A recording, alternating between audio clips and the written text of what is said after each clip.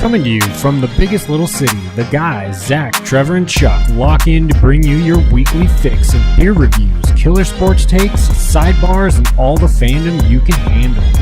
Welcome to Balls and Brews. Cheers, boys. Cheers. Welcome. Cheers, everybody. Cheers Oh, to my come on, let's get cheers a little to my clink. peeps at home. Yeah, 125, everybody. Welcome. Or in your car. A little light on the raspberry, but I like it. Agreed. I think we also have a different benchmark for what we were drinking just yesterday. Yes, we were I was having just a about to different say blonde. That was completely full of flavor. That had more of the upfront fruit flavor, for Correct. sure. What was it? It was a huckleberry. Yes, yeah. thank you. Do you remember who made that one? Yeah, it was Big Sky. Oh, yeah. Oh, shout out. Big Sky out of Okay, yeah, Montana, that's who dude. does So Moose hold on, Drool. let's start with this one first. Right, sure, Charlie, agreed. what are we sipping on? So it's your raspberry blonde from our boys at Lead Dog, 5%. They're local boys, literally Reno Sparks. It's been a while since I've been to the brewery, but it is definitely a good little spot.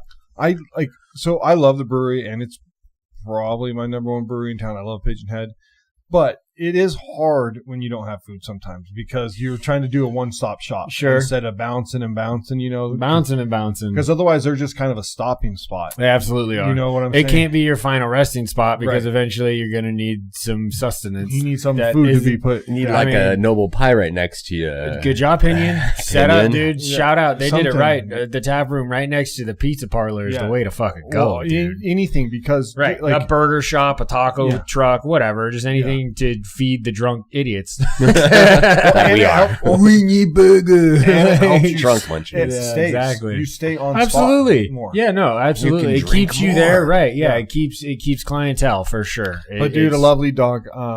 I like this beer, but like we said last I night, think unfortunately our benchmark is just like because it was literally yesterday we had that huckleberry. it was a and Big Sky Huckleberry. Like Chuck said, they make Moose Drool. Dude, Big Sky makes a lot of good brews. We've had some on pod. We just had so much flavor, like and the smell of that Big Sky beer. You like, Yeah. I smelt think it. when this sits though and it opens, I can get raspberry on the back, and I bet you when it opens, you're gonna get much more of it. Yeah, So, no, I like let it this sit beer. for a little bit. I do too. At 5%, easy drinker. Yeah. I would have more than one for sure. Oh yeah, crush them. I would crush them. We've been into blondes recently on the on this here pod. We've been kicking back a few of them. Well, yeah, we threw down. What was it, about a month and a half ago? We threw down the boat beer or whatever. The one blonde that we had that was hella good. Was Salty Salty Crew? Crew. Was Salty that Crew, that was yeah, a blonde? that Yeah, I was saw Salty that. I Crew. saw that earlier. It this got morning, too. it got like a bronze medal in something. It's Remember, the I sent you definition of easy drinking. Yeah, dude. that was a It's good beer. almost not fair. Like it almost like So the difference in this and the one we had last night. Okay. Like I feel like maybe I could drink more of these because it's not so flavorful. okay. Like Not as sweet. Not as sweet. Sure. Yes, sweet. Sure. Because it's still flavorful, but not as sweet. So I think maybe I could knock out more of these than I could the one that we had last I night. get you. And I also just think blondes in general, since we're talking about them, is they're, if you're a lager drinker, they might be the next move. step. Correct. They are. Correct. They're the bridge. They're the The bridge bridge. to the ambers, and then you start finding out if you can get into like porters and Yeah. browns. Yeah. and- Pales. Because you go amber first, then you're like, well, can I do like a brown I also next, think- and then the brown I leads think to the stouts. ESBs are a good venture for somebody as well because Yeah. it's like it can also kind of introduce you to like the bitter style of beer, but not like in a hoppy style because That's different. it is, man. Trying to get a non-hop head to drink some hops is not an easy go. We did have, me and you had Num Num juice last night. That's a fucking hell of a hazy. yeah. I always I didn't order it. She just put it out in front of us. So He was doing that.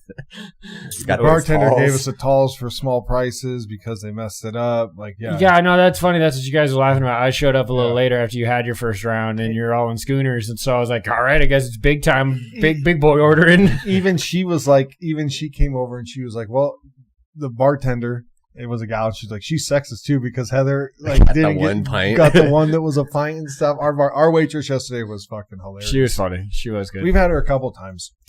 It's a gift, man. When you can do it like that, when you can make it look effortless, and you're just killing every table, like it's an art for sure. But Tip your so bar. we had Num Num. Tip your your waitresses. customer Yeah. service agents, dude. If people are helping you with things, like fucking be nice to them. Don't And- go to their place of business and be a dick. And like, when it's like packed, yeah, it was hopping. The Football. playoffs. Tide Yeah, was that's hot. what we were Tide- going for. I mean, we had We 5. had to but our- keep your seats. Trevor and I had to fight off Yeah. these old ladies. not like, surprised. not physically, but like, The we one- have your seats. the We're one- like, no. Was it the ones behind us? It was. Yeah. Yeah, It I was. guess I made one of them give me like, Did the one eyeballs? to look when something happened. I was like, "Fuck!" You probably had a moment, And, sure. Like, because yeah, you know, my Sure. heart, my heart was hanging You're in that for game. JA for sure. But so Heather goes, "Oh, that lady did not like that." I said, "What did I do? I didn't wasn't like yelling like at her. I like just Doesn't like, matter. yeah, Which is crazy You're at though, a bar. because Yeah. well, at a sports bar during a sports game, that's different. Yeah. Look, if it's a relative, nothing's on the TV. Yeah, it was noon, just- it was we're one- hanging out Saturday afternoon, nothing's going on, It and was- he's screaming like that. That's different. Well, it was like it was literally just like this too, like an exasperated like Fuck. like it wasn't like It I was was like the- fuck you. It like, was I the wasn't- word yeah. that you said, Zach. Yeah, exactly. It's offensive. It's 4 letters and Um, offensive. But I had a dirty Wookie. You had a dirty Wookie too, right? I did have a dirty. I had no Wookie. wooks. I had Um, a cider. You, I and had a cider. then I went to a cider next, and 'Cause- then I think I finished off with a Coors Light. I did a little fade to orange was my first Oh, spoon. that's right. That was a good one. I too. love that beer. I love that beer. I think it's the right balance of the orange for I also Yeah, had a the hazy wheat. little thing. Oh, that's right. You had a hazy little thing. That's right. And then that's a I lot can't of remember liquid. what that. A lot of liquid. Do you remember that whiskey you Heather got? 36 NV. Oh, NV that's right. 36, that's Because that was on 36. special. Yeah. Yeah. That was good too. Yeah, it was Yeah, good. We that was all had a tasty. little taste. Yeah, of it, yeah. No, it was up front. It was And nice then and up front. Flowing Tides happy hours elite. Dude, Elite. the handle, they do what they do very well. Like They have a good amount of handles, but it's not overwhelming. They have all different kinds of beers, all different kinds of boozes. but like their food happy hour, Dude, like their little the pot everything's- stickers, yeah, the $8 appetizers. and they're like To your chicken heart's wings, content. chicken tenders. Yeah, we fries. had mozzarella sticks and fries, dude. And we just like it was. Shout out to the mozzie sticks. Those are hard to get, and they got the nice cheese pull. They stayed warm. They didn't get super clunky, and like they were really good. I had thought- a fair food's share of good there. mozzarella sticks. Well, I think the pot stickers are some of the better. I pots. love them, dude. They're I don't Flowing know Tide where that- they find them. I don't either. think they make them there because they seem like they're just like baked, from wherever they then wherever they whatever fry- package yeah. they are. It's like they are so good because it's just meat all the way through. It doesn't Yeah. give you no bullshit. Like, Yeah, you don't have any like it's, yeah. There's it's like just no pork weird goiza. lettuce. It's Yeah. just pork. It's not like you have like fucking weird great. lettuce in there or some kind of like vegetable. Well, a stuff. lot of times you get the trinity of cabbage, carrot, and then Right. onion is what they I know. and I love that. With your meat. I love that in egg roll. But That's not that's an But egg roll. it- That's the- a the- pot sticker. true, that is true, And the meat should dominate. Yes, and it does. and it does, and they're really good too. Dude, shout out, quick.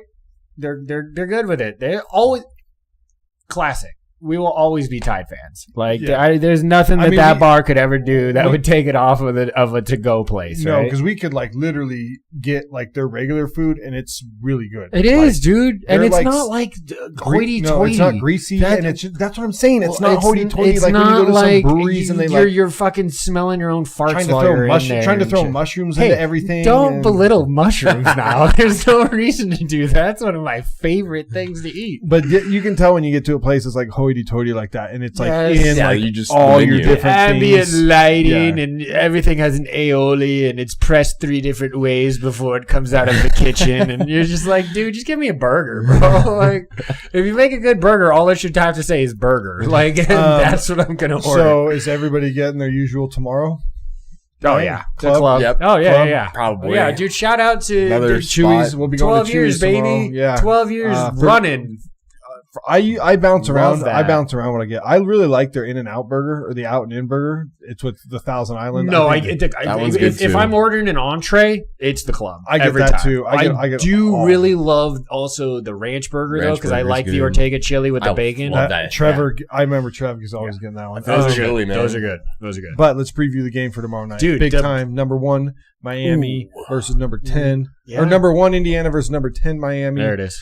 In Miami. In Miami. What a crazy year for that to happen, What man. a crazy year for Miami. What a Half-point dogs in Miami. Chuck, I want to start with you. Yes, what you got? Give me a couple things that Miami's offense has to do for them to win this game. I think based off of what they were able to do against Ole Miss, and you take that strategy and you need to develop it's Fletcher, obviously, whether it's up the gut or around the edges, he's been what makes that offense go. And Carson Lazyback Wentz has to be able to hit that shit down the seam. Those slants and those in cuts. If he can play the middle of the field, then he'll be fine. But that Indiana team is so complete. They are good on all phases of the game. Hold on, I'm sorry. I know. I'm roll, but okay. Feed Fletcher.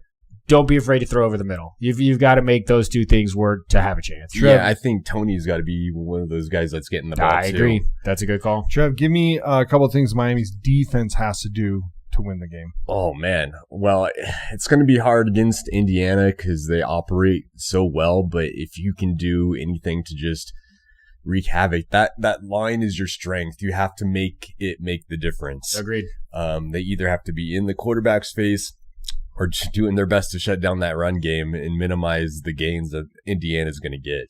If they can get a turnover, if they can generate any sort of turnover and make Indiana not play their style, then that's how they win. I think I think it's all in the trenches, offensively and defensively. Miami's going to have to, like Chuck said, win on the run. Fletcher's got to have. They've got to be in 3rd and 4. Correct. They've got to be in 3rd and 4 to 3rd and 6 at best to stay ahead of what they need to do. They cannot be doing 3rd and 12s. They can't be in 2nd and longs. You got to stay ahead of the chains.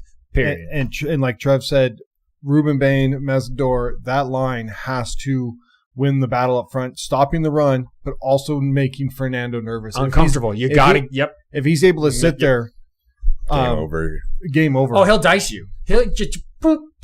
Like and all his receivers he's fine. Are right there with Surratt and Decker, and I cannot think of the other kid's name.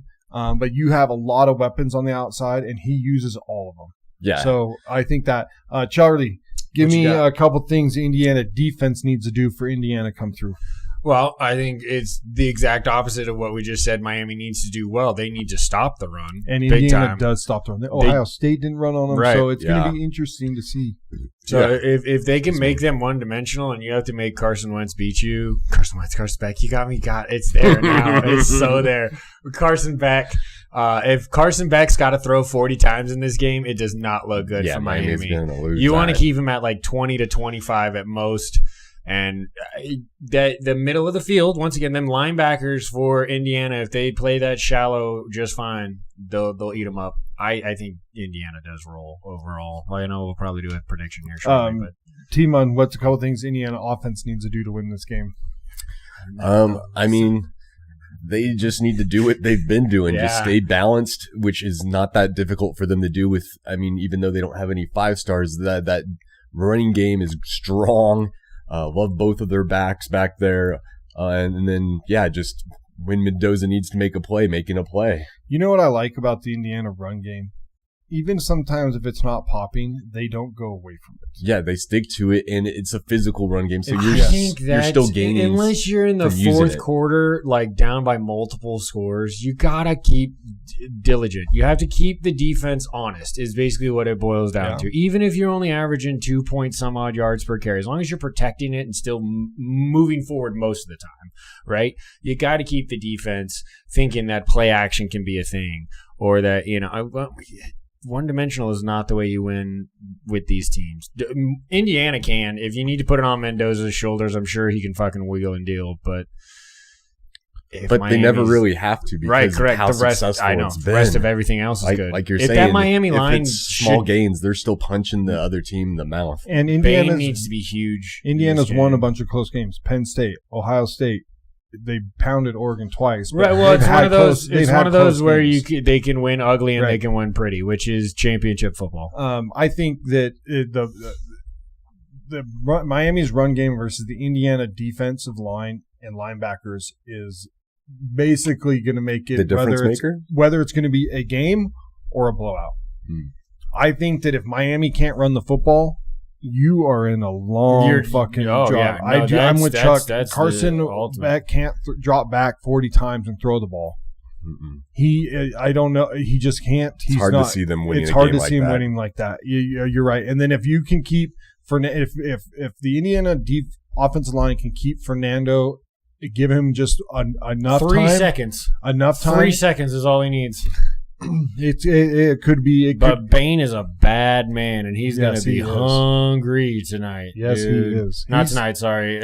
Tomorrow. But yeah. He'll be in my – if he's not my top 5, he's right on the precipice of my top 5. Oh, he'll go top 5 for sure. He'll be the first edge, you don't think? No, Reese will be the first, the kid from Ohio State. The measurables, I think, will separate. But I don't know what Bain and Bailey are like such a fucking weak with such a weak quarterback class, especially with Moore coming back. Oh, and we didn't talk about that either. There's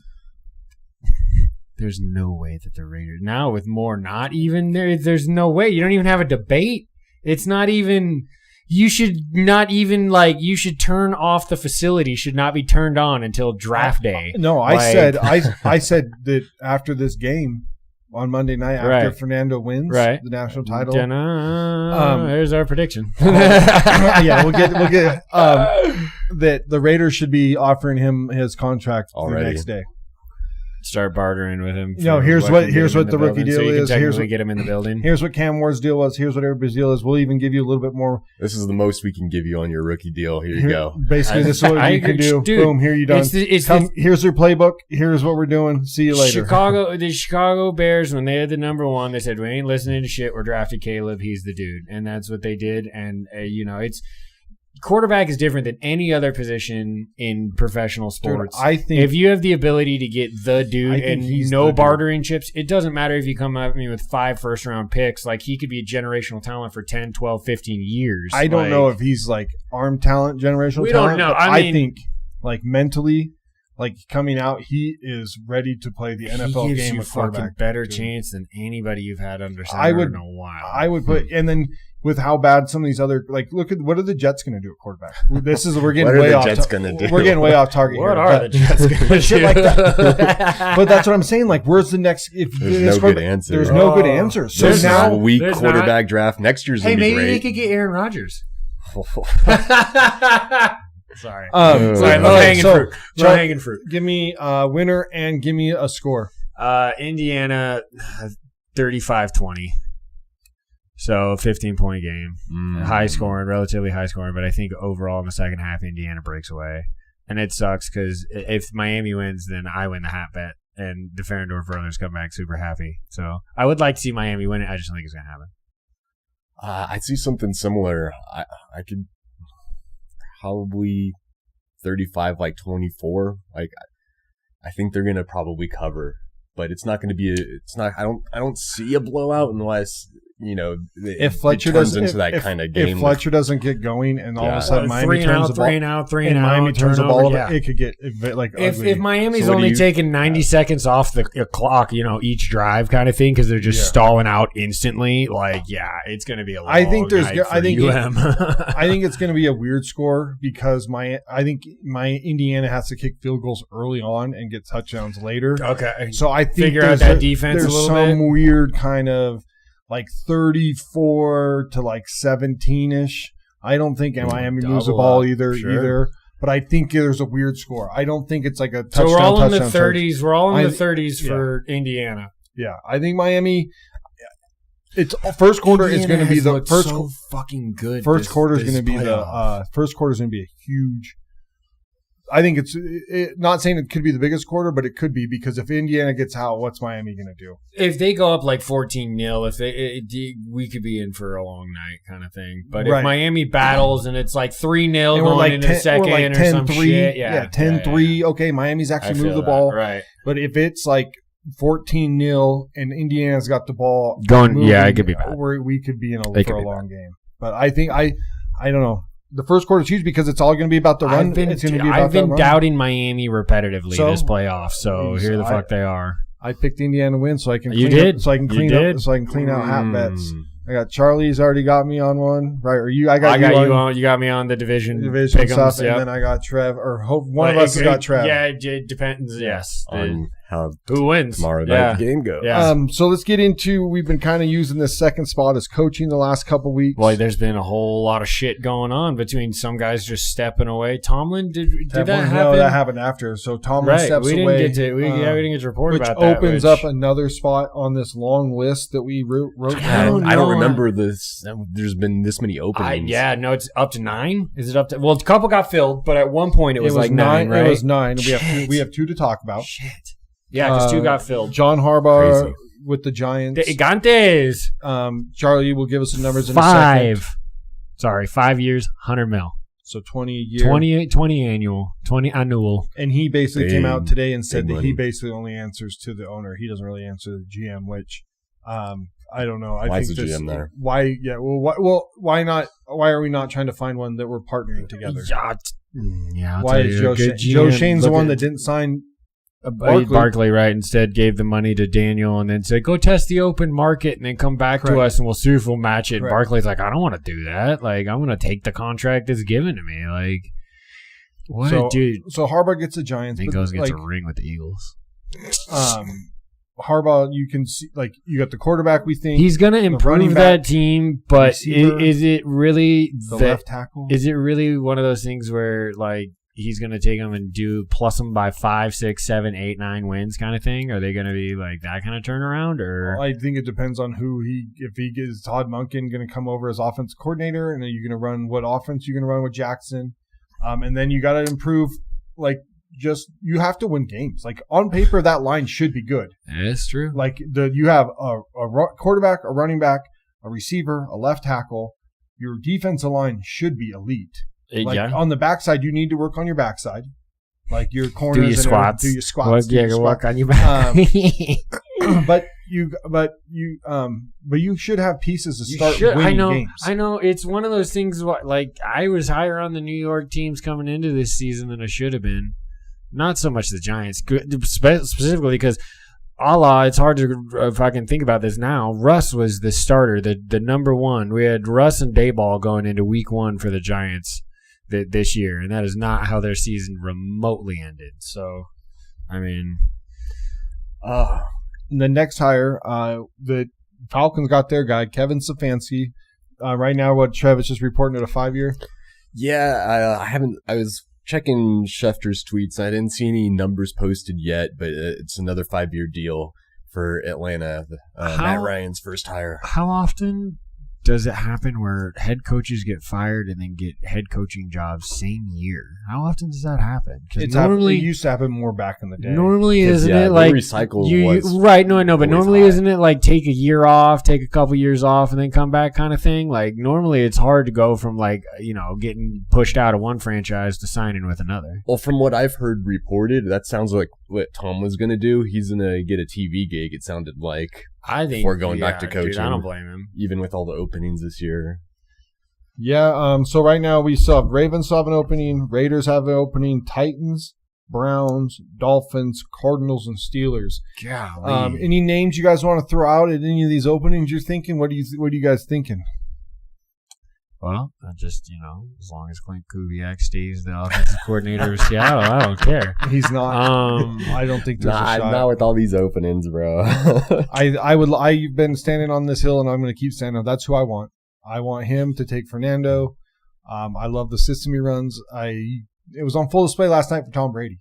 Like, technically, you're our owner, Brady. You saw it. You, literally watched it last night. I mean, I know the Niners are beat up. We'll get into that. But Clint Kubiak put on a play calling show last night, and I don't know, and it's been happening all year. So what are we doing? Why aren't we offering this guy the job? I think Robert Saleh is either going to be the Raiders coach or the Cardinals coach. He resonates more with the Cardinals for me as far as in division, huh? Well, no, Dolphins. Dolphins is another team I think that. I mean, if he goes there, obviously he won't get McDaniels. But if they pair up, I see that like a pairing like Vrabel and McDaniels. I would love if that was my pairing. If you get that those guys that already have That'd be that chemistry. hilarious if Saleh gets hired to Miami and then he puts McDaniel as the OC on his staff. That could happen. Why couldn't it? I don't think it happens if he goes to Miami, hilarious. but if he goes somewhere else, That'd I think be it's a hilarious. possibility. And if he he have it in does Miami. get McDaniels on his Keep as the his coke OC, dealer in Miami, like, dude. Well, I think that team wherever they go is going to have. He interviewed Big with time the Browns. He's interviewing with the Raiders. There's a chance that Mike McDaniel gets a head coaching job. There is with all the openings. With all as many openings as are out right there. You know, I think Brian Flores is a name that I can see going to like Steelers or Ravens. I feel like that the Steelers or Ravens are probably going to stick with like a defensive coach, even though I think you would want to go. The Steelers were the ones who gave him a job after he sued the NFL. Correct. So there's a link there for know way back in. And that one would track. That one would track. I think Jesse Minter. I've been kind of saying I've been thinking Jesse Minter to like the Ravens. My only worry with that guy is that. Has he been in the NFL long enough to have connections enough to go fill a coaching staff? It seems like that might be hard for him, only being his second year in the NFL coming from college. So, but he already has ties to like the Harbaugh, right? So yeah, I mean, he's gonna hire Pete Carroll as his DC. Fuck, go do that. Hell yeah, Ravens. I mean, also I've seen a lot of posts from the offensive coordinator from Jacksonville. Dude, what happened in Las Vegas this year, dude? What was that? It was awful coaching. It was awful coaching staff put together. Everything was just sad. More I read, it's just like, dude, no wonder we sucked. Dysfunction from top to bottom. Our offensive line was talking to other positions on how they block. Pete Carroll's son was doing nothing to help the offensive line. That's who the offensive line coach was. Was his son? I also seen like old names recycled as far as McCarthy and Shorts. Sure. Shorts coming back Shorts, up. I would not hire Shorts. I agree. Mike McCarthy to the Titans, I think, would be a fucking home run. That would make sense to me. I think the Steelers are interviewing him interviewing him. I wouldn't mind the Raiders interviewing him. He would serve better to go to a team that has the Cam Ward rather than going to Pittsburgh where that roster is going to be completely different. That roster's not good. And I think that we need to really the Ravens have the quarterback at least, and you have some offensive pieces. The Steelers have TJ Watt and like some offensive linemen that he's now going into the season 8-9, and he was hurt at the end of this year. And like who you have, DK? Who? Like your running back room. Your running back room's not bad. I like Warren Mr. and Gainwell. Punch-a-fan. Yeah, he's a douche. Mr. Punch-a-fan. But I mean, who else? Think about it. I agree. Their main playmakers, were Kenneth Gainwell when he popped and Jalen Warren. Yeah, absolutely. And you have Freiermuth.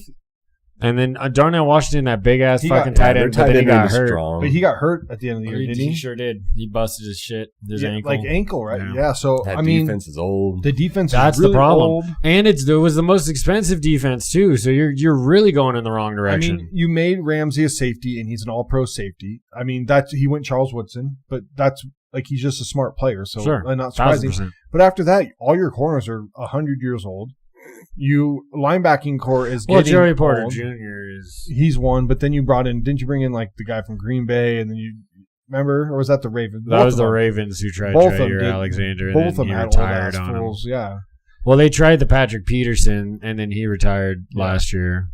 But I mean, I get it. I know what you mean. Great. No, it did. At least the Ravens have Lamar. Or at least you look at like rosters like Miami and you see Achane and Waddle and you see Gesicki and you see some players, some guys that you can make, shake and move if you're an offensive head.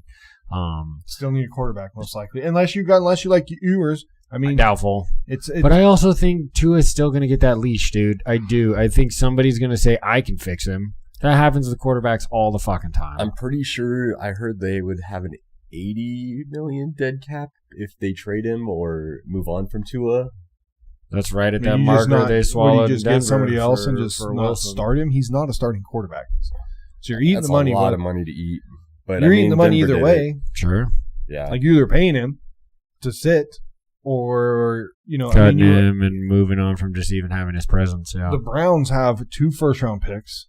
This year. Yep. You have you don't know if you're going to be able to get a quarterback. You don't know if you're doing your quarterback. Like No, the only in theory team that should be able to snag a quarterback real easy should be the Raiders. Yeah. Ty Simpson, I have my doubts about him. I don't think he's a first rounder, dude. I wouldn't even use a first round on him. I would wait. I would wait. If I'm the Rams at number 30, whatever, or pick whatever you get, and maybe you take him. But I think the Rams are going to end up getting like Drew Allard in the 3rd round, something weird like this, and we're going to go, oh fuck. Did we bring up Antonio Pierce is also in the cycle, but all those names are coming back since there's so many openings. But some of the other hotter like coordinators probably be like Anthony Weaver, the DC for Miami, and then the DC for the Panthers. Do you know how to pronounce his name? Evo, something like that, right? Yeah, it's the Ijiro and Erevo. I think we're gonna get. I'm sorry. Let's take a look. Evro. It's got to be Evro. EJ. Evero, yeah. For the first name, and then Evro for the last. Iharo Evero. You saw it, Tommy. Iharo Evero. But I mean, you saw it last night, Tommy. All you gotta do is make that. Shut up, man. We gotta keep that. We gotta keep that clicking. I don't know why you out here. All you gotta do is make that call, Tommy. Just hire him. He was right Kubiak there on full says, display. You know what? Maybe he understands. Look, I make a better coordinator than head coach, boss. He's never had that shot. Right? And maybe he understands that he doesn't need to. I get Fernando taking number 1. He's like, oh, dude. Ashton Genty, Brock Bowers fit Sam perfect Darnold, in my system. Jackson Smith-Njigba, Kenneth Walker. Although we'll probably lose him at the end of the year. Yeah, because I did look at the free agents list. You guys didn't sign him, so we have not. He will be. Yeah, correct. I mean, Arthur Smith is also getting some interest. I don't see him as a head coach, though. No, he's not a head coach. He's not a good offense coordinator. So, I mean, let's just put it out as it is. I didn't like what he did in Pittsburgh. Like, he got fired from Atlanta, then went back to Pittsburgh, and hasn't really dialed anything up there. Nothing to give me faith that he's going to go and lead a franchise to anything. Trev's Kubiak could be on the bounce too. Maybe Clay and Clint team up in LA or in Vegas, LV. Team Kubiak, offensive coordinator, head coach. Glaze them, baby. Let them know. That's right. McDaniel can come back. Get your boy Tommy on the horn, bro. I've been trying. Get your boy. Mr. I'm right Davis. here, Tommy. I'm working on my draft stuff right now. Right? Let you know Mock will be dropping here soon. I've done plenty of Raider mocks. I'm sure you have. Mendoza every time. And then second round, usually some offensive lineman, whether it's guard or tackle. 3rd round, I'm taking a defensive player, hopefully linebacker. Do you and think or that edge. there is, not you because I know that you wouldn't, but do you think that there is any package out there that anybody could put together? No. I worried before when Dante was there to leverage a little bit here and there. Yeah, once he went back, I don't think that if you don't, I already said it. I won't be available. We'll have a backyard burning party. I will not be available. We're gonna get a trash can and set some things on fire. I would be fucking just unbelievable. It'd be absolutely unbelievable, dude. Yeah. No way. I won't watch it. I wouldn't watch the rest of the draft. I'd just go home. Probably be watching it at your house. Sourpuss. All right, let's jump into a little baseball. Dodgers made a huge move. Signed Kyle Tucker to 4 years, $60 million a year, $240 altogether. Dude, this isn't like I said fuck the Dodgers when I first got it, but it's not their fault that they can just go do it. I mean, it's successful. They're making more money. Right? They're spending and there's vending. They can do it and they've done it right. As the old saying goes, it takes money to make money, and they're utilizing their assets properly, to say the least. I can't remember because my memory is bad, but the money that they're getting from just Japan alone. Sure. Well, they already made so they signed Shohei for $750 million. They already made $750 million last year, or the first year when he wasn't pitching, and stealing all the bases. He already almost made all that money back from in the deals they have with the Japan TV deals, merchandise, all that. So the $750 that's already been paid for. Shohei is making them massive amounts of money. Them giving Kyle Tucker $60, because the other report was the Mets offered him, I think, like $55 or something. So the Dodgers just said we can throw an extra $5. It doesn't matter. My only worry is that this is gonna lead into a very weird CBA whenever that comes up. Because the rest of the team is going to be like, the fuck? Maybe they should spend some money. Yeah, but even still, you're looking at an ownership group that is like Yeah, no. billionaires, dude. Yeah, like I mean, guys that this is like toilet paper money to them. That's what makes me once LeBron leaves. This is what makes me excited to be a Lakers fan.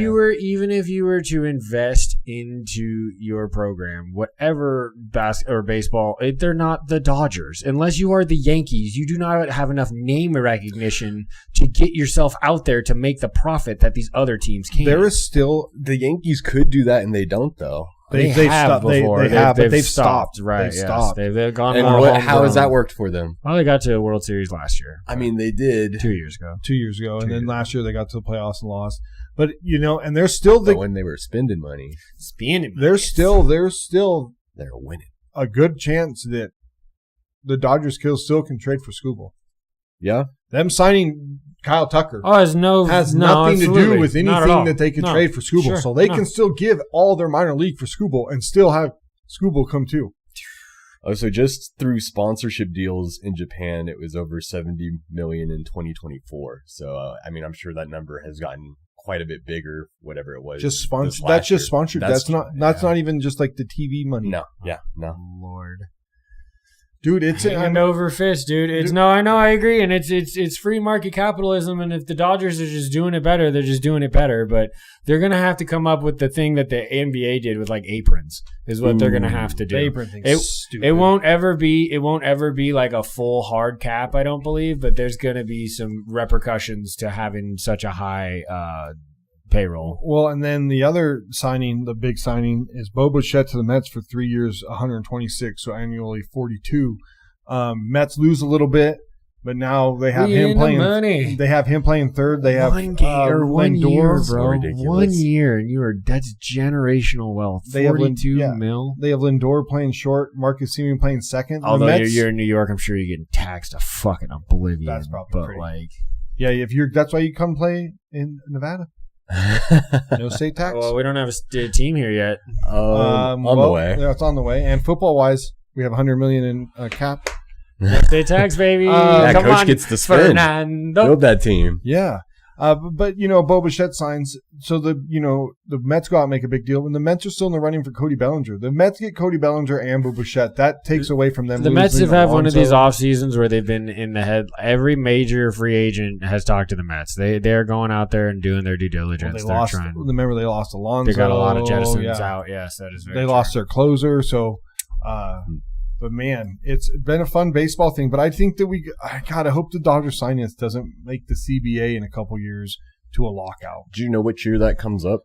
I want to say it's 2027. I should just 2028. double check. It's in the next 2 years. It's in the next 2 years, I think. But man, Dodgers are just going out and doing what they want to do to win, but it's fucking irritating. You ain't wrong. Actually, it expires at December 1st this year. 2026? Yeah. So arbitration has to happen before the end of the year. That's not good. That means they're going to go into the baseball year into talks. They better. Yeah. They've got fucking 11 months to figure it out. Yeah. Which sounds like a lot of time, but it's not. It's not. Not for talks like this, man.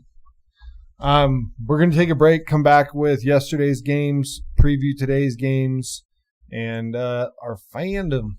I watched a lot of not new movies, but I watched a lot of movies. All right.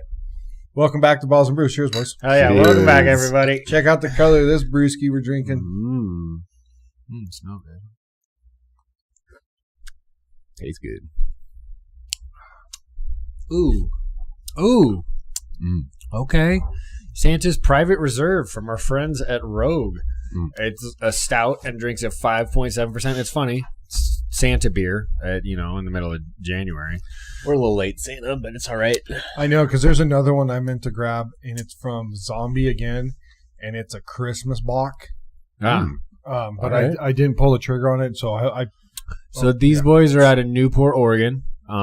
Drinks at 5.7%. Excuse me. And I would say this is honestly a straightforward stout. Yep.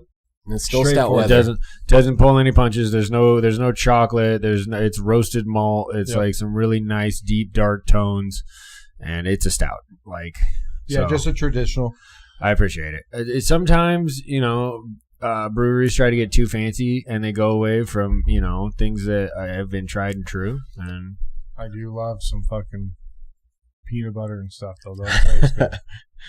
Yeah, but the backbone is important. If you can make a good, stout, you can make then any you can flavor. make. The flavors just are easy after that. It's just like when you go to a pizza shop and it's like cheese. If you can't make me good cheese, I have no faith in the rest of the pizza. Well, Heather had the other rogue stout that I love. The hazelnut brown. She had the hazelnut brown last night. That's they still have that on tap at the Tide once again. Yeah, that's delicious. So I mean, we know that Rogue can make the flavored ones. So very good beer, very good.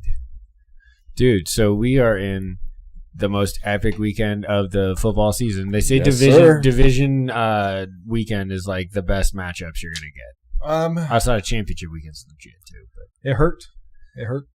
What hurt, Zach? It hurt deep inside. What hurt? It hurt deep inside. Hurt you in your boo-boo? They did. Broncos beat Bills 33-0 in overtime.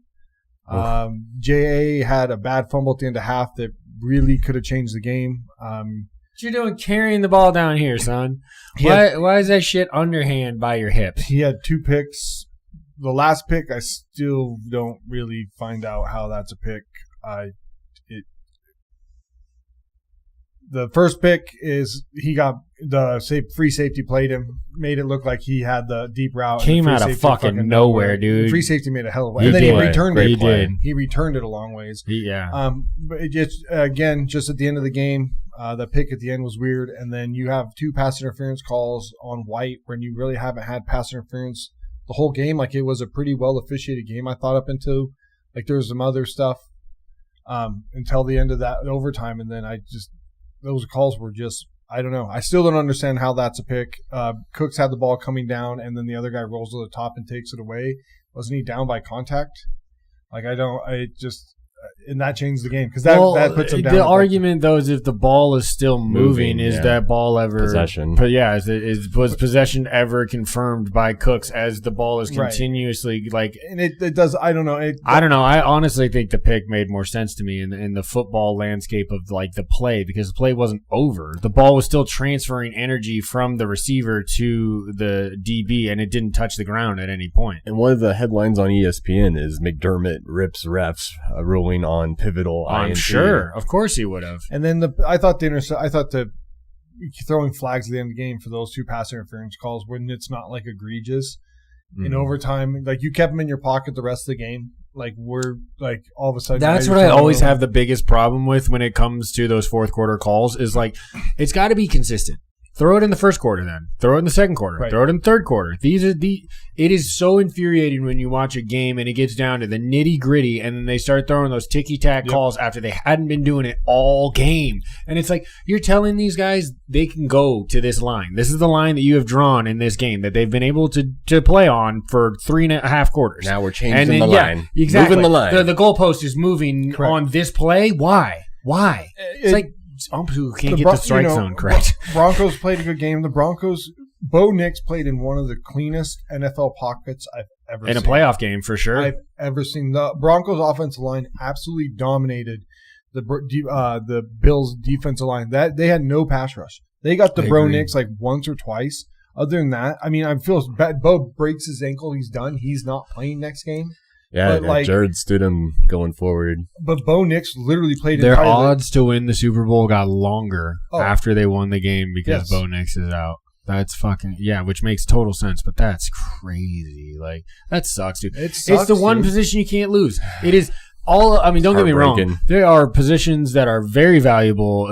Edge rusher, running back, receiver. You can get past the conference championship with losing one of those guys. Losing QB1, the dude who touches the ball every play, the orchestrator of the offense. And then you're getting Jared Stidham, who hasn't thrown a professional pass in 2 years. 2 seasons. Big ass too, especially when you're going to be going. At least you're at home. At least you're at home. You Yeah, at you least can get run that the- benefit. Try to run the ball. Sure, absolutely. I mean, they ran the ball all right. What was their running yards against Buffalo? Well, R.J. Harvey was doing a little bit of work. everything. Yeah, he was. He was using. So they only had 70 yards rushing. Bo had 29. R.J. Harvey only had 20. And Damn. so they didn't run the ball at all. No, they had didn't. they had a bunch of guys. Mims had 93 because he had the tutty. 53 from Sutton, but Sutton had some big drops. There were drops on both sides of the field. Jordan Humphrey dropped a fucking wide open touchdown, redeemed himself on a later crossing route. Curtis Samuel dropped a big pass. He only got one thrown his way. He dropped, dude. There were drops by both sides on that team. Yeah. I remember thinking, Jesus, Sutton had like a couple Buffalo drops. needs a WR1 bad, dude. Bad, dude. We thought Keon Coleman was going to try to fill that role, and that just has not worked in either. Went belly up his, this year. Yeah, it sure did. And Buffalo runs for 183. Cook goes for 117, and Josh had 66. But then he gets sacked 3 times. When they give up sacks, they're bad sacks. Like the one they were on the fumble where you don't even touch the edge rusher. But Allen also he holds it. Well, and he drops back. He'll just fucking keep dropping back, dude. All of a sudden, that's a 17-yard sack when it could have just been a loss of like 5 if he just would have gone down like on contact.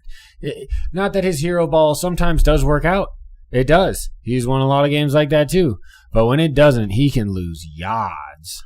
Yeah, dude. You look at the receptions. Kincaid had 6. Shakir had 7, and nobody else had over 2. Yep. Well, no, there's 3 by Knox. Oh, Knox has 3. But, I mean, one difference. I mean, nobody else over 3 catches. That's crazy. Everybody else, 2 or 1. Well, they only had 5 receivers healthy.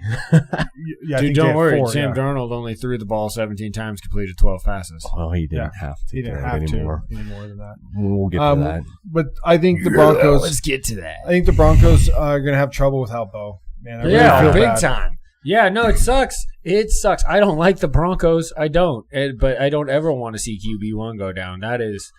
Not in this spot, dude. You're going into like the championship weekend and you don't have your quarterback. Yeah, that sucks. And as strong as that defense is, I feel like I got to root against them now because like you don't want to see the team get there without the quarterback. Like the other teams are going to be the better matchup. For Nick the Foles NFC. could, he could Nick Foles it. That's what he did when Carson Wentz was on his fucking MVP run, and then Carson Wentz was never the same after that. But Nick Foles wasn't really the guy either. He was just the guy for that Super Bowl. Well, come on, Stidham. No, I don't know. I don't know if Nick Foles still had like Eagle weapons. Yeah, no, the rest of the team like it was better offensively. Yeah, defenses were both good. But I would say that the weapons that Stidham is playing with aren't as good as the weapons that Foles had. Your running back room is That's fair. Your receiving court has massive drop problems, like stone hands all day long. Stone hands. Yeah, I couldn't believe. Yeah, Sutton dropped that one. Sutton had like 2 drops, and I was like, dude, you have to catch. You're the guy. Yeah, you're supposed to. But on both sides, you're going, dude. You guys are getting paid a lot of money to make balls. A lot of goddamn money. That aren't a lot of goddamn. Who was the one that? Oh, that was Lil Jordan Humphrey. That's what I'm saying. Yeah, right in the breadbasket. It was a perfect gorgeous throw by Bo Nix. Like you could have not put it on him any better, and went right through his fucking numbers. Scoop. Like there were drops on both sides, man. Just to where you're going. Dude, you guys are... You think it's nerves? You think it's... I mean, it's playoff games. Like, this is different, dude. I don't know. I feel like that we get more drops. We get a lot of drops because there's a lot of throwing, but I feel like if you're not watching the game, that's why I can't believe it's not on here. I hate that it's not on here. Can't believe it's not butter. ESPN put the drops on the box score. It should totally be a stat. Your one job is to catch a fucking football and you don't do it, and it hits you in the hands. That's true because that's a drop. All it shows you on receivers is targets and receptions, right? It doesn't show. And it shows you if you're going to give me how many incompletions, right, or even interceptions. Like if you're going to show the quarterback's faults, then where's the receiver's faults? Like you should be a half interception if it hits you in the hands and it bounces off. I'm going to fight that. And again, that's a stat that should be available. I mean, the drops for sure. The drops should be available. The tip balls are a little different. I know that argument's a little different. I understand, but the drop a drop is a drop. That that should attribute to okay. It's still an incomplete pass for the quarterback. There's a difference between an overthrow incompletion and like we're talking blatant drops. Well, and in the NFL, dude, hit you in the hand, in the hands, you should be hit you in the hands. hands. Drops. Hit you in the hands. Even if you have to like kind of extend, if you still put two hands on the football in the NFL, stick'ems. You should be catching. You should be catching. Bastard. So let's preview the games tonight. What happened there? I feel like when there's a second game. I don't remember a second game. Wasn't there an evening game after all the shit y'all gave me? We didn't give you any shit. Not shit? About the game itself, but about me not coming over and watching it. Well, that's a issue. We're giving you shit for being who you are, not your team. Thanks, bros. We weren't giving you shit about your team. It had nothing to do with your team. Personally. Yeah, it's even deeper. It's another layer deeper. Yeah. Excellent. Why can't you watch the game with us? We just want to watch the game together, Chuck. No. The Raiders' next head coach was on the field for this game. Whether it's Clint Kubiak or Robert Saleh, it was a game that was played around the 3:30 mark. Okay, quick question since you brought that up. Has Kubiak done any visits yet? Because I know Saleh has. Clint Kubiak's already interviewed with us. I haven't been most following. everybody. Yeah, he's interviewed with everybody. Yeah. He didn't take any more this week so he could focus, but on the off week he took basically he's interviewed for every team, I think. Damn. Okay. So he gonna get one. Saleh's interviewed for almost every team too. Yeah. So since he's actively since they're still active though, you can't make offers his way until that's the whole thing. There could be like a mutual agreement kind of thing. Sure, none of that can break. Not the same after. thing where you don't let them leave the. So I think Robert Saleh is a head coach when we come back on next weekend. Yeah, there's a good chance of that. He's probably going to be pretty close. When we come on pod, I bet Robert Saleh is hired somewhere by then. I bet so. It's going to be one of those ones where the Cardinals are like, oh my God, Vegas might hire him. We can't let him get out of the building type of deal, like you just said. I bet Robert Saleh is hired. Clint Kubiak can't be hired until whenever his team either finishes on top or loses within the next 2 games or whatever. Well, just one more game before one the more Super game Bowl. and then Super Bowl. Well, yeah, he either finishes on top or he loses one of the next 2 games. But so you can't hire. No numbers can be talked about or anything. Like so the only other time is Kubiak probably would if the Seahawks go to the Super Bowl, then you have that week there that maybe Clint does his second interviews. Sure. But Whatever. Then after that, Dude. then you're going to then you're putting everything down because you have week of Super Bowl prep, which you're probably prepping doing any of that stuff anyway. Let's go. You know when he's like going places, there's that laptop that he has that he's opening up and going over everything. Like these coaches, they don't get to this spot and not off are not workaholics. You're on the plane. You're flying in a jet. What do you think you're doing? It's not an easy life, dude. No, they are constantly busy because it's an ever-evolving situation. Yes. Their job has no safety. If you fall back, they earn their contract. Exactly. If you fall back, the next person is going to get in front of you. Yeah. Absolutely. So you know that all these guys are on these jets. You know, Robert Saleh is doing his interview. He's watching film. Anyway, about coaches, we got to stop talking about coaches. All right, there was a game that kicked off at 5:00, and by 5:01, the Seahawks had a lead. Yeah, kickoff return, touchdown, Shaheed is right out of the gate. A difference maker. 13 seconds. And then the Seahawks just continued to dominate in all 3 phases against the Niners. The Niners finally got to that game where the straw finally broke the camel's back. Yep, that's this. Yep. Yeah, it just got to the point where you're undermanned. So bad. Yep. You were just so undermanned in every asset of the game. The run defense was bad. The offense never got going. Well, it couldn't run the ball. It couldn't throw the ball. Yeah, well, and Purdy really didn't play bad. He had one pick that really the tight end should have knocked the ball down if he wasn't going to catch it, but he didn't really step up to make the play either. So defender made a great play, great pick. I think he was the same guy that made the fumble too, didn't he? Or recovered it? Ernie Jones. Yeah. No, he created the fumble. He didn't recover it. Okay. He popped that ball out for sure. That's my middle line, but that's my green dot. Green dot. Yeah, he's a bad man. He has really come on and shaped that defense for us. You needed last that year. We did, position to really step up. We too. did, because we tried at the beginning of last year. We had Dodson and Jerome Baker, and neither of those guys were a fit for our scheme. And we traded for Ernest Jones. We gave up like a 4th-round pick to the Titans. All right, so just to go over like my team real quick. Lay it on us, Trev. So Purdy led in rush yards with 37. Yeah. I saw that. Yeah. Yeah. McCaffrey only had 35 on 11 carries, so not good. Tonjes was tied with McCaffrey in receptions for 5. Can't have that. 59 yards and 39 yards, so it didn't go anywhere. Jennings had a big drop in the game. Yeah, man. It was all bad. There's not really any bright spots to talk about for the Niners on this game. It was a great season for what had happened, but man, it's just what could have been if the Niners could ever stay healthy. You don't think you're going to sign Kenneth Walker after him going 19 carries for 116 average and 6.1 with 3 tutties? Ooh, good bring up. No, I love him. I don't think we're going to re-sign him. I think he's going to get more on the open market than we're willing to pay him. Did Charbonnet get hurt? He did. How bad? I just heard the presser from McDonald this morning talking about initial X-ray shows no true structural damage, so it in theory can be managed, but it all depends on like swelling and bruising and what he can put weight on it and everything. So he only had 5 for 20. Walker had 19 for 116 on those 3 touchdowns. Yes. And then he also made a difference in the air too. Like that's Kenny also had like 3 for 29. Yeah. Well, yeah, because Sam only threw it 17 times. Exactly. Then only had 12 Jigbo completions. was pretty quiet. 3 for 19. 3 for 19 and a tud. Yeah.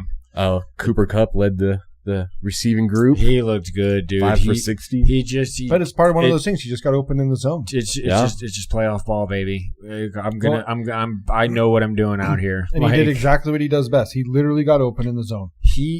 He made this move. It was the most beautiful north and south move I've ever seen. He caught the ball and in one fell swoop just turned his whole body around and started running upfield rather than having to do the catch and then that little loop thing a lot of them fucking do. That's Sean McVay. Dude, I hate that. He caught it facing this way, and his next move was like he just twitched his hips and he was upfield. Yep. Yeah, it wasn't like I'm gonna try to like maneuver around this way and gain momentum. It was just turn and go. I try and run that play in NCAA all the time. That little wide receiver, cross the dig, it can work if your timing is correctly and like, dude, and if you know how to run routes. I did not expect that. We talked about it right before we left the bar about the over. You know, it was hilarious. You know what the over-under was? 47.5. You know what the total was? 47. Man. Get that is crazy. Fuck out of here. Fucking crazy. I mean, we covered the spread by obviously a lot, but yeah. It just got 6 to 41 if you didn't know. It just got to the point where there was like the 49ers defense just had nothing. There was just nothing else. There was no answers for the team in general. Chuck's offense was like playing at a good pace. Defense playing like a number one. Pace, yeah. Dude, the Niners just had nothing else. Like that was it. It was a complete performance, but this is crazy for us. It's the first time 2 teams have ever played back to back. Like we didn't have a team in between you. Correct. We got the bye, and then you played again. Yeah, like I understand. You know, there was original like hope in the Niner building to be like, all right, cool, we can get our get back right here, right? And then like it just didn't happen that way. And I didn't expect 41-6, dude. I didn't. I thought we would bug you guys. I thought you would score this game, at least more than a field goal. Score the last 2 games against the Seahawks. That's a rub. Not in the end zone. Yeah, you had 9 total points. Resign that kicker though.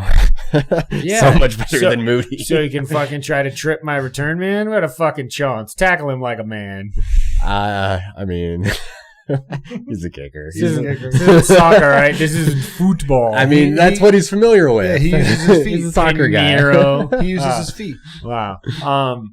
I think it's clear and obvious as to what the Seahawks need to do, regardless of who they play in the NFC Championship game, is turn around, hand the ball to K9.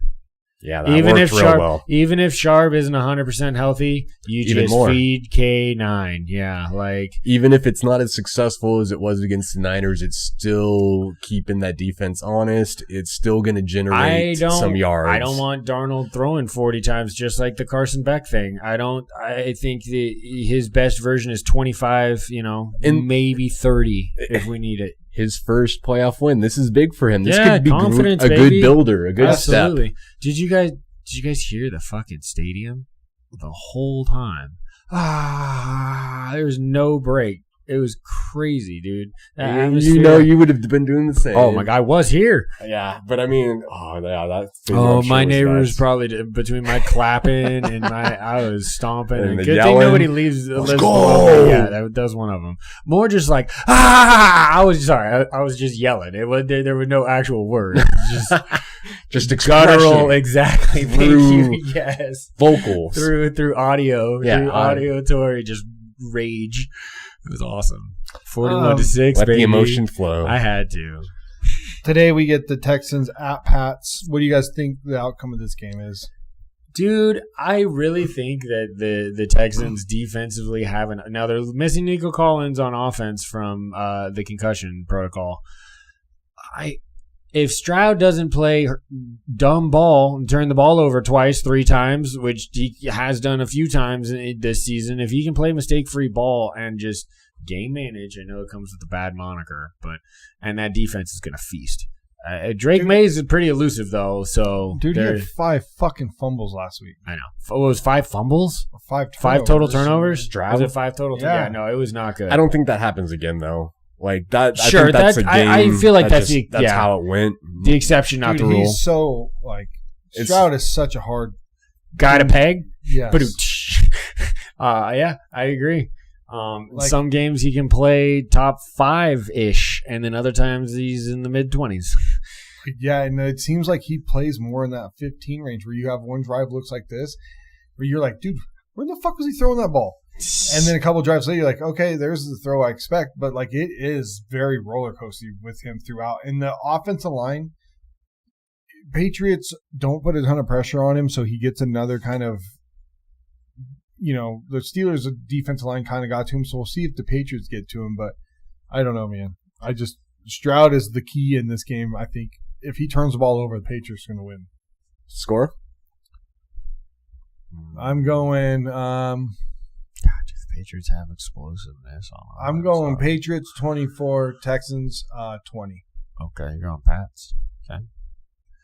I'm going Texans. I think that defense, I think it's too good. I think it's going to be an uglier game. It's going to be like a... Grind it down. 20. How cold is it supposed to be there today? It's in New England, yeah. It's not going to be warm. Yeah, double check that, but I think I'm going to say 23-17. Okay. There's going to be field goals kicked. That defense is going to do a lot of work on both sides. Yeah, that's 24. Yeah, that's why I went 24. I want something weird. What you got, Chuck? I think it's going to be a slog of a game as well. I think it's going to be a 17-14 Houston win. I think it's going to be even uglier. Yeah. I think Drake May and 34 degrees with it looks like a chance of snow. So that's way better than the Bears-Rams game, which is supposed to kick off at 2 degrees. Yeah. Yeah. With a chance of snow, it looks like. So, but I think that we could get snow in either of these games. I think that Drake May is going to play good ball, but I think what's going to end up happening is the Texans bend don't break, and there's going to be maybe two really big plays that Drake May does get his big touchdowns on, and then the rest of the game is going to be a slog. I think May's going to have a hard day ahead of him. That's what I'm saying. So I think he gets 2 to pop, and then that's it. But do you have the Texans or 17-14? Okay, do you have them winning? Because Campbell had a rough go. I feel like last week and this week. I think this is going to be so crazy. He's going to have to do some escaping if the his Patriots are going to elusivity find is going to have to success. be premier this matchup. Next game, Rams at Bears, 3:30 kick. I think the Rams end up winning this game 27 something with a couple 27-26. A 1 point game? No, 26, 27 points, something like that, to like a 17. I think the Bears have trouble. Don't think the Bears get over 20. Why is that? I think that they don't come out hot, and then once they don't come out hot, they're facing a different animal in the pass rush against this team compared to the Packer team. I would agree with that. They didn't really get after them. I think the Rams defense is better than the Packer defense without Micah. With Micah there, different story. But without Micah, they don't get after anybody, and the Rams get after you. They got burst. They are young. I think the Bears have trouble running the ball against this Packer front, which makes Caleb have to drop back more. Who you got for this one, Chuck? Man, McVay's a hell of a coach. Not that Ben Johnson hasn't coached the hell out of this team this year in Chicago. Stafford, if he plays mistake-free ball, that Rams offense is hard to stop. They have good I think it comes down to they have a better defense in Chicago, and I think Stafford's going to pick apart that secondary eventually. It might start off a little slow, but come second, third quarter, Nakua is going to start to fucking feast on those secondary members, and because you have Nakua and Devontae right too. Right, so. yep. And Colby Parkins has been playing well at tight end. Ferguson, dude, they had 3 tight ends going, dude. Mm-hmm. Yeah, and Higbee as well. Yeah, along with Kyron Williams and Balake Karoom. Balake. Do you want to go to war, Balake? They came up on my timeline the other night, and I watched the whole skit like twice. It's so good. Anyway, I think that the LA gets this game, and as long as if the Bears do what the Bears have done all year and turn you over and make it a frustrating game, the Bears can escape this game. They can win this game, but I think roster for roster, and if you get the team who's playing better ball, I think it's the Rams. Yeah, Rams has been more consistent. They seem like the more complete Rams, team. 27, Bears 20. 27-20. So you have just getting 20 out of it. I had 27, 26 to 17. Yeah, I think they can get another field goal on that 20. So I'm going. I hate that. So disappointed. All NFC West in the playoffs. In the playoffs. I mean, NFC best. That's right, baby. I'm going to go the other way. Yeah, you do it. I'm going to say, for our Bears fans out there that they don't have the slow start. Okay. That Caleb comes out ripping it. That offense, they make some corrections after last week. All right, corrections. And they're able to stay on top of it with a couple turnovers. Bears 28, Rams 24. I mean, dude, they almost Fuck blew you, it. Rams. They almost blew it to fucking Carolina. So I mean, it's not to say. So hat bet wise, if the Rams go to the Super Bowl, then I win the hat bet, and we'll have to figure out who loses at the playoffs. We'll count how many people have in the playoffs to figure out that. But if the Rams don't go to the Super Bowl, then we all suck. Nobody's got a single. I'm the only person that has eliminated. I'm the only person that has a team One left. team. It's Rams. They're the only team that I have left. Fuck the Rams. They can't come out of the NFC. They cannot. I don't mind if they win this game, whatever. But come on, Matty Stafford. Give me one more, baby. If he wins 2 Super Bowls, then he's definitely hands down. You can't argue against anything else, dude. Yeah, Hall of Fame. Is somebody arguing against him? I've heard people say that he's not a first ballot, and I'm like, whoa. Yeah, he gets. I think he doesn't get the credit he deserved in Detroit for even like playing every game after getting his ass kicked and then still like showing up to do his job. He's one of only 8 people to ever throw for 5,000 yards or whatever it is. Yeah, something like that. But during his run there, I mean, there was a lot of people critical of him. Of course there were. It's Detroit. Yeah, and but he ain't getting a ring this year. Sorry, bro. We'll have to watch and see. Stay tuned. Let's jump into a little bit of fandom. I'll start. So I watched some more movies lately that we haven't talked about in a couple weeks. I don't know if I've given John Cena props on pod, but John Cena in the movies that you watch with him, dude, he does like a good job. So I watched Freelance. I mean, wrestling's acting, kind of on anyway. So it's 1,000% acting. I watch just much more physical. Yeah, I watched Freelance on Netflix. Like a stuntman that's the lead actor. I watched Freelance on Netflix. It's pretty good. You guys should check it out. And then I watched Head Estates on Prime Video with him and Idra Ellis. Is that how you... We went over this last night. Idris Ella. Yeah, Elba. There's a B in there. Elba. But another good movie that he does. Like it's comedy, it's action, and they're like, kind of cheesy, but it's like a good sit down for that hour and a half. Yeah. Dude, when he goes full comedy too, have you ever seen it's like Parents or like Grown Up, what the fuck is the name of that movie? Where he's like the straight-laced fucking buttoned up nerdy, like they're trying to keep their daughters to go in from prom because they've heard about their sex pact and whatever, and like he's fucking hilarious in that movie. What's the name of that fucking movie? Overprotective Parents? It's because it's a couple different parents and they're all they group together. They group together and they're like, you gotta watch this. Funny as shit, it's so funny, and they break them up into teams about who they're watching. Did you see him in Trainwreck? Like I haven't stand Amy Schumer, but he is fucking hilarious in that movie, dude. You just for him alone, you have to. If you like Cena, dude, that. So I've seen the one you saw, the parent one, overprotective. It's overprotective. It's something overprotection over something. Something like hilarious. But yeah, he does a good job. And then Trevor's gonna find it for us. Rewatch. Yeah, I'm like, what am I doing? Rewatch Wolverine versus Deadpool. Okay. So I saw it in movie theaters, and I haven't watched it since it's been on Disney Plus. Okay. So I checked that out. I fucking love that movie, dude. Ryan Reynolds is just Wolverine versus so Deadpool 3 as it were, Wolverine and Deadpool. Yeah, gotcha. Yeah. No, I'm thinking of Wolverine Origins and like. Ryan Reynolds is just amazing. That was the role he was born to play. Oh, absolutely. That movie is fucking legit. I love that movie. We got a bunch of movies here. I could see that. I haven't seen Jackpot. Ricky Stanzi's supposed to be hella funny. Vacation. Oh. Did you see it there somewhere? Cock blockers. That's it. Yes. Exactly that's what it is. Yeah. And it's a rooster and it says blockers. Yeah. And they're like trying to block their kids from having sex. Their daughters. Dude, it's fucking hilarious. It is. Just when he does the butt chug, when they go to the house party and he's just got to prove that he's cool. So. Yeah. I don't know if that does it. He does a good job. I'll give him his credit where it's due. And then I watched Twisters again.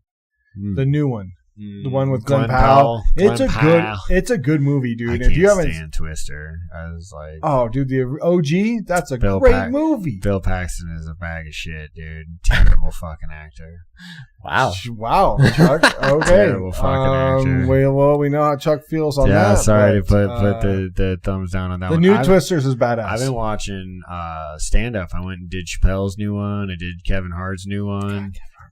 Dude, it's the same shtick he's been doing, but it's good. I laughed a solid 12, 15 times in an hour and a half. So that's a good ratio, dude. Have you seen Man from Toronto on Netflix? No. With him and Woody Harrelson? Oh. Yeah? Oh, okay. Dude, it's fucking... And Woody Harrelson's old school funny, too. It's hella funny. Okay. Him and Woody Harrelson are awesome. Chappelle's new Unstoppable is what I believe it was called, and that was pretty funny, too.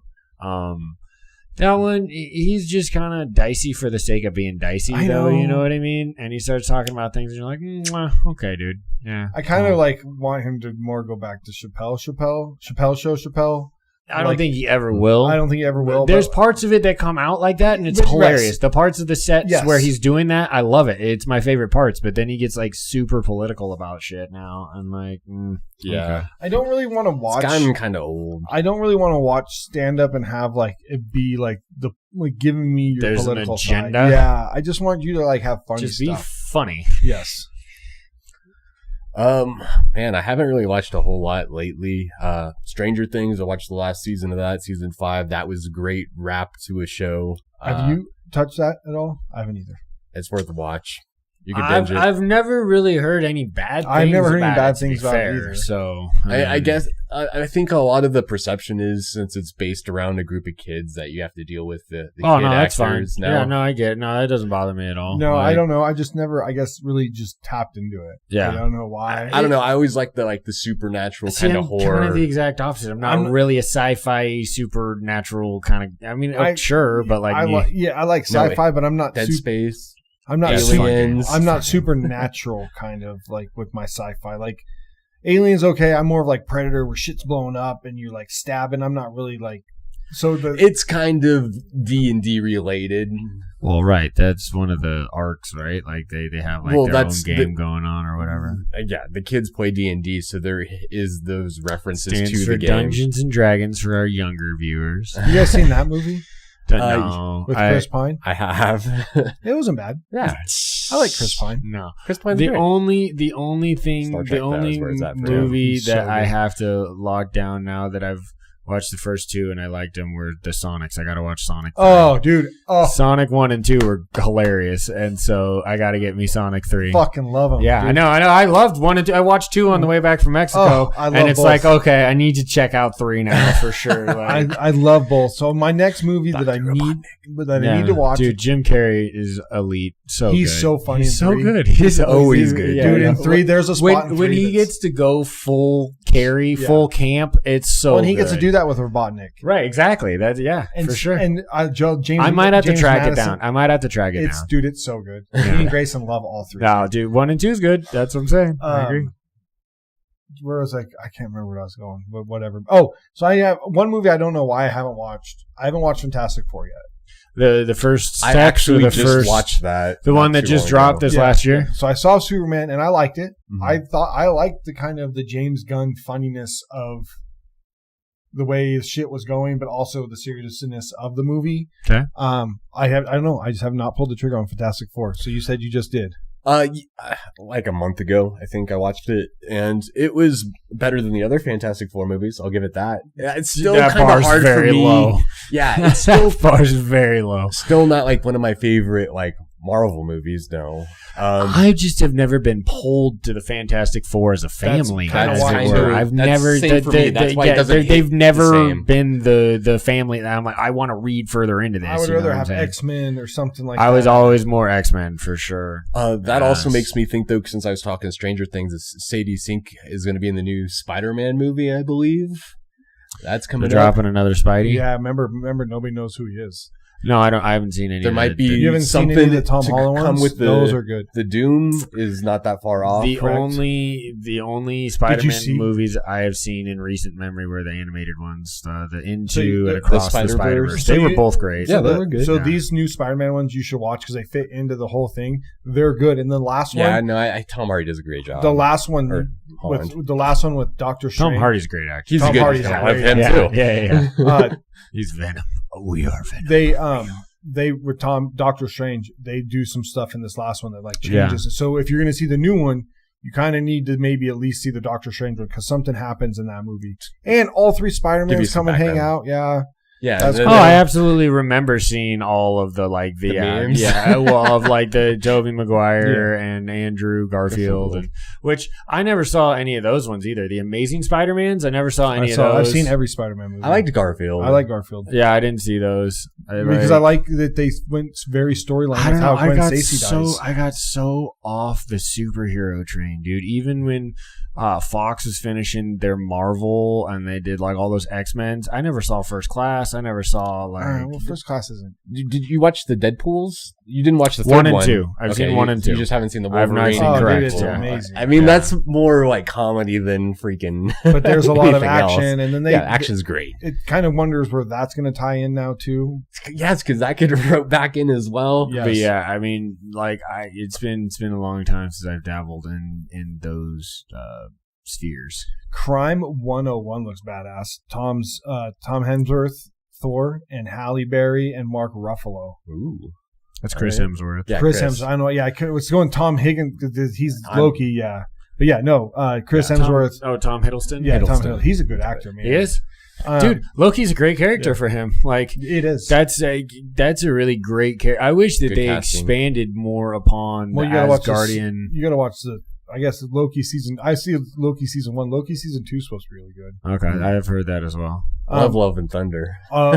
Love and Thunder was like they went too. Campy. Too campy. I Yeah, liked it though. I still like it because I think he does a great job playing Thor, and they did go with the That storyline. is, see, it's so funny when it comes specifically to comic book movies. You have to choose the tone carefully, Yes. right?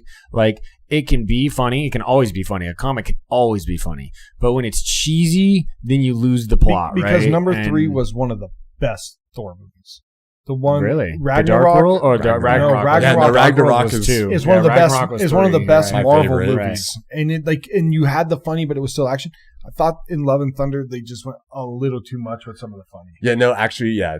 Ragnarok is the best as far as the Thors go. It's like- that and it's one of story the- that is just so fun. It's one of the best. That's a classic. It's one of the angle, best too. Marvel movies. Yeah. I would put it up there with. Me too. Because the one with Never saw that one. Captain America: Winter Soldier. Never saw that one. That's one of the best Marvel movies too, dude. That No, one is hella good. Dude, outside of like the OGs, like Iron Man 1 and 2. You've never seen Endgame? The greatest hour of cinematic I saw history? I saw Infinity War. I finally saw Infinity War. But you and didn't then see Endgame? I got halfway through Endgame and turned it off. Oh, no fucking way. I did. Oh, Sorry. no. I look, I'll be honest with y'all. I'm not going to lie to y'all. The greatest hour of cinematic history. It's spoken by Downey. Avengers assemble and he catches the hammer and they all charge in. Oh my God, it's the greatest. Gives you the tingles. That's what I wanted in life. Now I just need the X-Men pulled in. And did you see the new Doom thing when James Madison pulls his visor off and blasts like with the Cyclops blast? I haven't seen that Dude, one. oh, Dude. he's wearing the yellow costume. He's wearing the 97. Nice. Speaking of 97, That's it should be out coming soon. back this year. Ooh, Should be Percy coming back Jackson this and the year. Olympians is on right now. I'm waiting for one more Dude, episode now so I can spam that first season of X-Men 97 was so epic. good. Well, remember what happens at the end? They're all spread apart now. Right. Yeah. And it's Yeah, going I'm to be, looking and forward to that. it's an apocalypse season because they all it looks like it's like they're in Excellent. all different apocalypse type eras. Love that. So, all right. Been a great little fandom here of looking at movies. Next week, we'll be previewing who's playing the Seahawks and who's playing the Broncos. We'll be laying down the law on Laying it down. on the college football end of season. Oh, yeah. Yeah, Um, that'll be, ooh. And then we'll be looking Champion at will conference rise. champions. We'll be previewing those games And see if John Morant moves anywhere. and see if there's any more coaching hires. I mean, I'm guessing that now Maybe the Niners Letterbro. lost, that there will be at least one more hire. Yeah. Follow us, X, Instagram, Buzzsprout, Spotify, YouTube, all those fun places. Podcast Addict. We're up and live.